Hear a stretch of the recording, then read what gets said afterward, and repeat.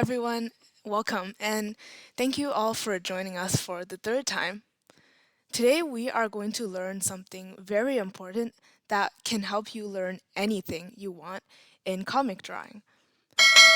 Now, let's begin our lesson on how to learn from comics. But before I tell you the big secret, let's hear from you. What interests you about comics? There are many aspects or parts of comics that we can enjoy. If you want to learn how to create comics, then you have to learn different aspects of comics. I've organized it into four different aspects of comics we can learn from. Let's see: story, characters, composition, technique, and style. I will go over each of them, give you some examples, and give you tips. Once you know how to learn from comics, you will not only enjoy comic books on another level, but you will also know how to apply what you've learned in your comics. In the end, this will lead to the big secret, which is something all successful artists know and use. So stay tuned. First, we have story. And here are some examples. So stories can be found in graphic novels, so which are big comic books, like Smile, El Deafo, and When Stars Are Scattered. They can also be found in movies like Spirited Away and My Neighbor Totoro, and in picture books like Dummy Ducky Learns Diversity, which is a short story I wrote about inclusion. So short comic strips, which is what we will be focusing on in the future, should be humorous, fun, and relatable to real life in some way, to make readers want to keep reading. And being relatable to life can mean many things. Stories have many ways of connecting to our real life. So, for example, in Smile, which is the first book over here, the first image, it is a story about the comic artist's teenage life and her experiences and the problems that the main character, which is the comic artist, the main problems that she faces, for example, like school problems, family problems, friendship problems, are ones that many of us face during that age. So that's how it connects to our real life. Another example is Spirited Away, which takes place in a fantasy world full of magical creatures. You might think, those fantasy creatures don't exist in our real world. How does that relate to us? Well, the characters may be imaginary, but the movie teaches lessons on like identity, kindness, hard work, bravery, and many more. And all those lessons can be applied in our real life. I personally love stories that show a character's unique experiences while somehow connecting to my own life. So here are the key points for short story comic strips. So the story should be humorous, fun, and relatable to real life. Next are characters. I'm sure all of you can recognize at least one or two from the set of images. So what makes characters so lovable and known everywhere? Well, characters have to be memorable, which means they have to have something unique about them. For example, like Spider-Man, I'm sure we all recognize him. He has this like red and black or red and blue suit and these like pointy eyes for his mask.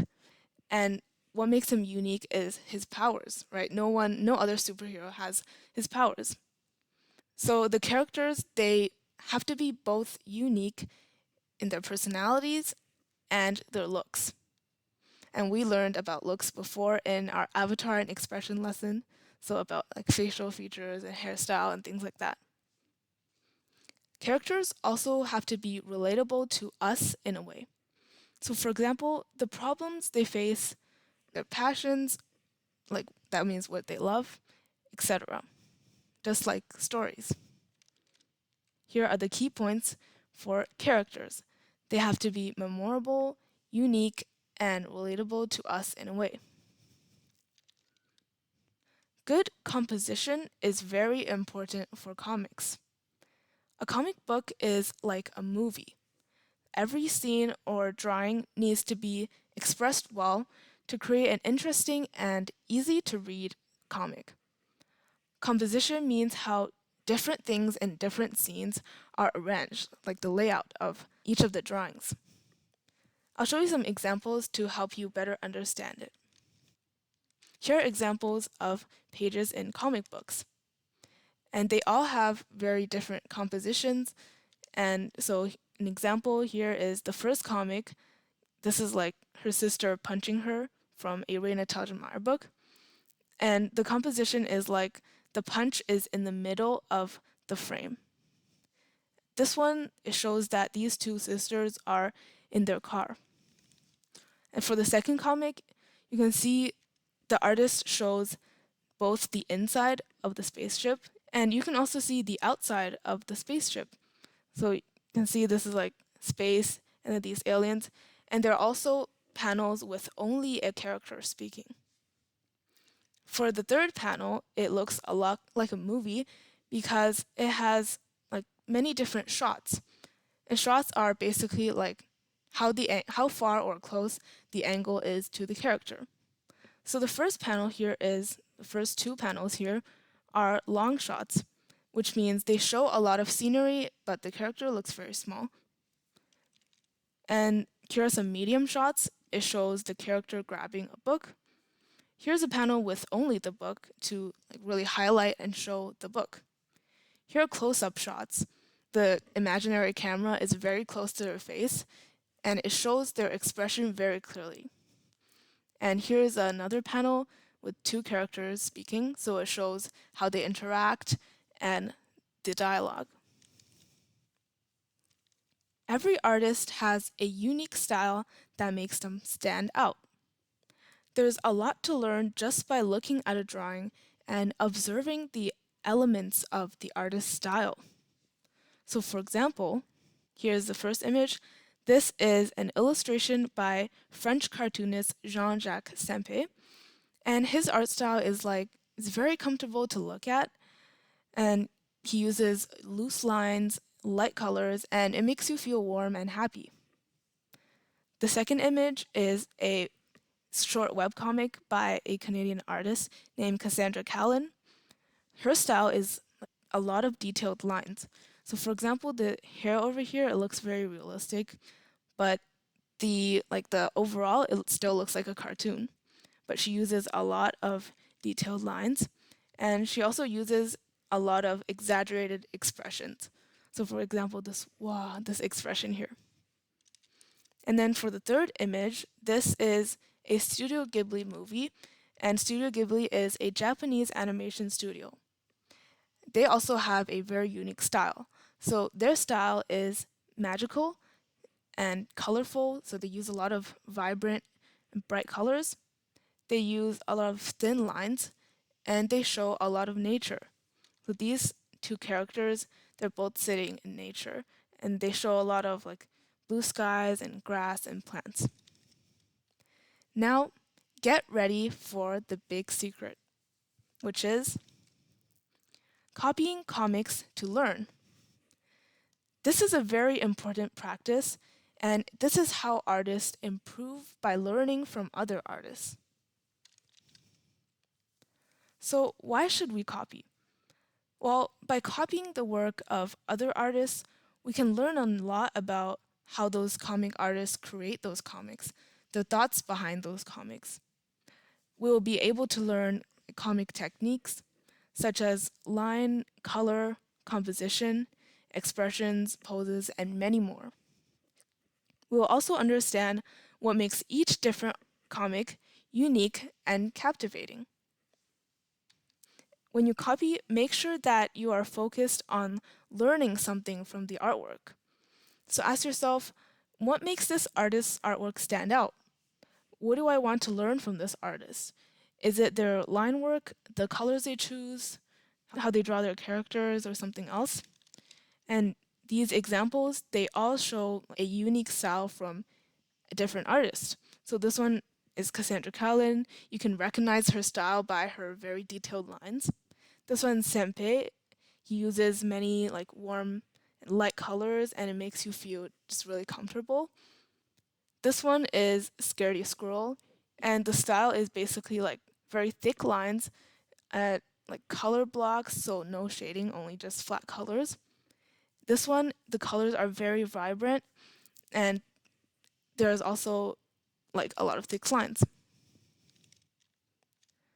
Here is something very important I want to point out, which is that copying to practice and learn is not the same as plagiarizing. So plagiarizing means taking someone else's artwork and then saying it's your own, which you should never do. But like what it says here on the quote, on this image, copying is like a mechanic taking apart a car to see how it works.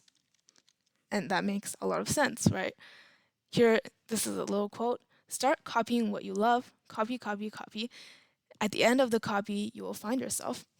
So when I started drawing comics, I was very inspired by Raina Telgemeier and Cassandra Callan.